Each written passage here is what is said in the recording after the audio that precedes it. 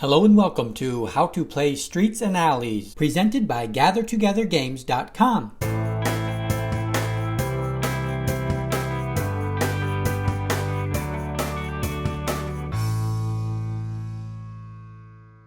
This video will cover how to play the card game Streets and Alleys. The video will start with the general concepts and gameplay, and then get into more of the details for the game. The game is played with one player. To play, you will need a 52 card deck.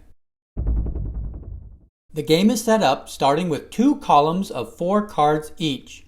Room for an additional column of cards should be left between the two columns made. Cards will begin to be overlapped on top of the initial cards laid out. This continues until there are 7 cards in each stack on the left and 6 cards on each stack on the right. The object of the game is to get all the cards into the middle foundation piles in sequential order for each suit.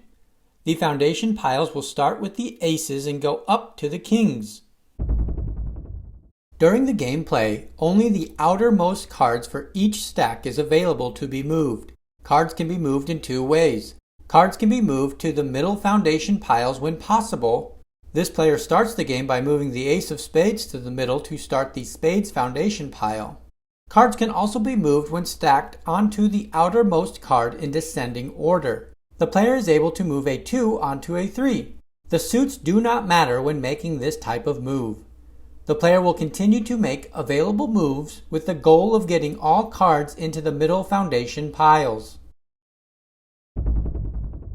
If a player is able to get all cards into their middle foundation piles, they win the game.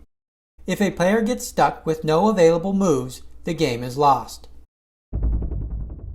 When a stack becomes empty, any card may be moved to the empty spot.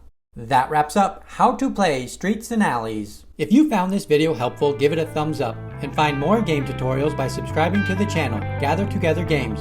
Thanks for watching.